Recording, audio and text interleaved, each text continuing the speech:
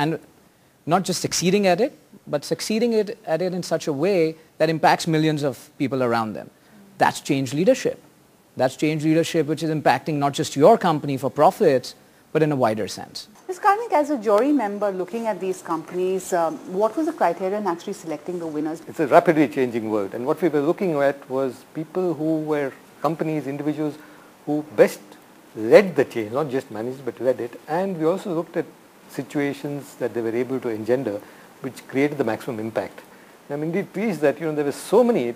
Frankly, it was a very difficult job because there were so many examples, and sometimes we had a lot of discussion, this versus that, because they were so close and there were so exciting things that were happening here. And one of the great things is the amount of stuff that's happening in the country in terms of really creating something, and the people who are able to manage this change and lead it, whether it's a mega corporate merger like the Tata Chorus one, or it's a very grassroots innovation where you're changing something dramatically in a small way, but that creates a phenomenal impact. I think the Corporate Affairs Ministry must be the most action-packed, Mr. Khursheed. There's so much happening because, you have Indian companies going abroad, you have a global crisis which is spreading, nobody knows where. And of course, Indian companies, are all, bursting through the seams, growing. So from your standpoint, what is it looking like? Yes, I think this is an exciting time to be in corporate affairs. We have a lot of work to do. We have an old company law. We've tried to patch it up many times, etc. in the last 20 years. We now need a new law because if we say the attitudes have changed, they must be reflected in the law as well.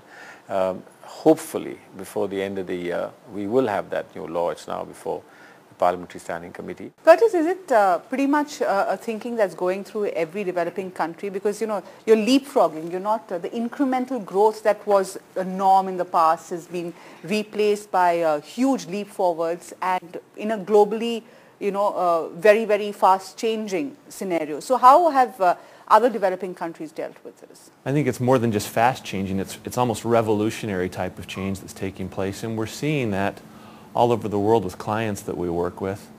And I think people are learning as they go. One of the ideas from the Who Moved My Cheese story that we use is that you need to experiment and learn what does or doesn't work and adapt very quickly. And so as we work with organizations, that's exactly what we teach. To test, to experiment, to learn, and then modify so you can come up with the best solution or the best change as efficiently as possible. Kumar, when you deal with companies on the ground, are they confused at this stage with what's happening around? And do you think, a lot of hand-holding is required there? I wouldn't say confusion, but clearly, it's not like 5 or 10 years ago when you said, if I'm in, let's say, cement or steel, I'm going to, forecast for 5 or 7 or 10 years and say this is what, capacity is going to look like and demand is going to look like and tariffs are going to be, or, the coal prices or fuel prices are going to be. So there's external volatility, and if you see in the last 3 years, that is hampering, management, middle management, all kinds of planning process, budgeting, massively. And people are now realizing that, hey, growth itself is a big change. The waters are murkier than ever before. And companies need to be more agile. They need to be, like for example, in the Mahindra Satyam case, I think what is phenomenal is it was actually a crisis management case study in a way. But in a typical crisis management situation, what you do is you sew up, the victim in a hurry.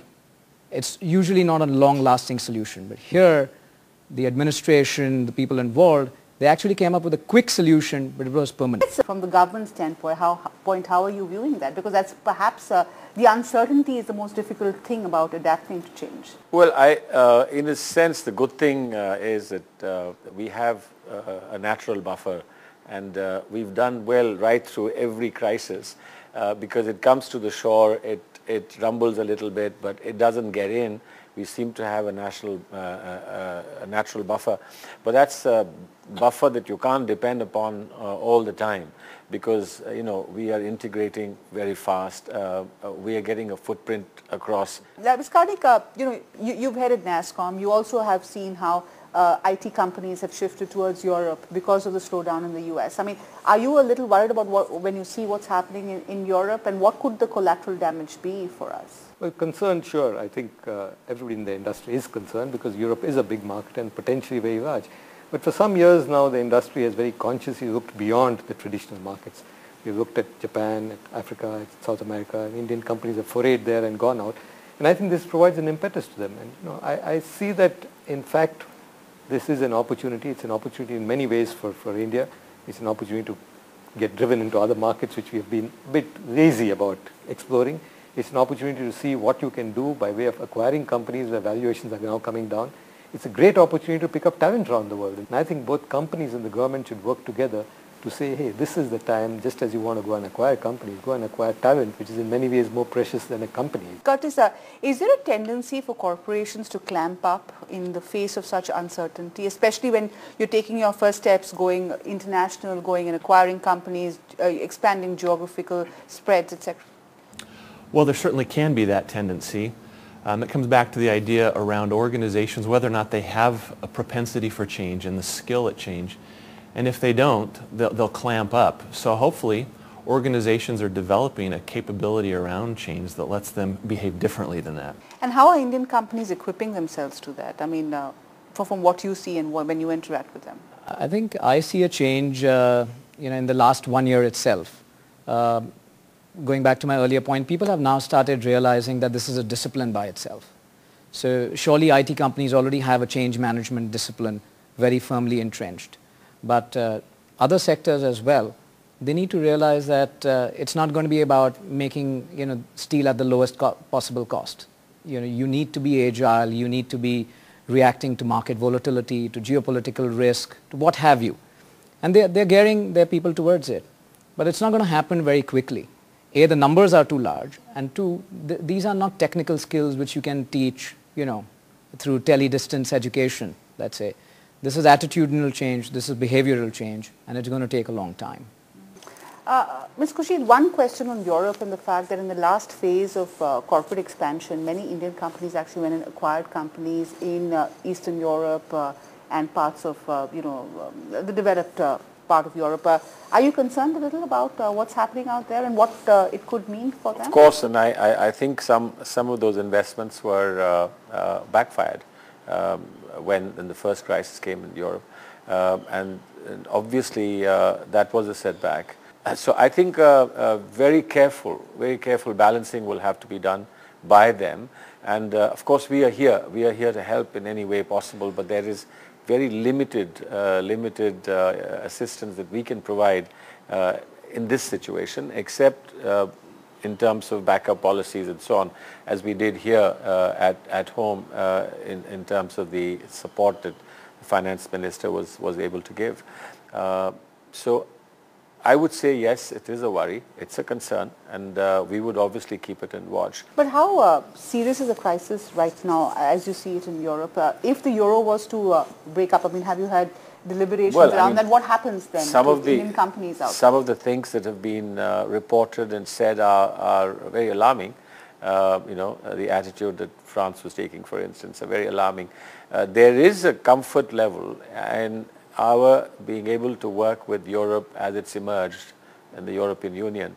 And if that's going to fall apart, even in certain aspects is going to fall apart, there'll be a lot of adjustment that will have to be done by India. So it's obviously something that's of a great deal of concern. But I have faith in Europe.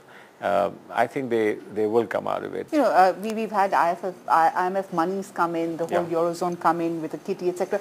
At the end of the day, do you think at this stage in the entire recovery process, the fact that we are so vulnerable will get a crisis covered because everybody will come in, and is that going to be the trend going forward? I think yes. If my understanding is right, people have today in the world understood that you cannot envisage a future without India. China has had it for a while, and I think we've now found a place at the high table, and nobody's going to ask us that, look, sorry, but there isn't enough food going around. I think that people are going to factor India into whatever they are doing, and we can't now have a setback because I think our sights are set on something very, very big, both in international organizations, the UN, and also the the economic setup. Well, change is happening fast, and that's why a leadership award like this is important, because it's one step ahead of change. But Ms. Karak, what would your advice be, since you've sat on many boards and you've looked so closely at industry? Should politics actually take a leaf out of what corporates do? No, that's a very popular thing to say, but I think frankly, there's a lot that corporates can learn from politics. Very seriously, I mean it. I mean, the way parties manage themselves, the way they get down to grassroots and get a sense of what is there. I'm not suggesting that corporates go to grassroots in that sense. I'm saying that for equivalent for the corporate with the customer. And it's only now that this understanding that listen to the customer, co-create, as Prahlad and others have said, is beginning to happen in corporates. The politicians have been doing it for ages.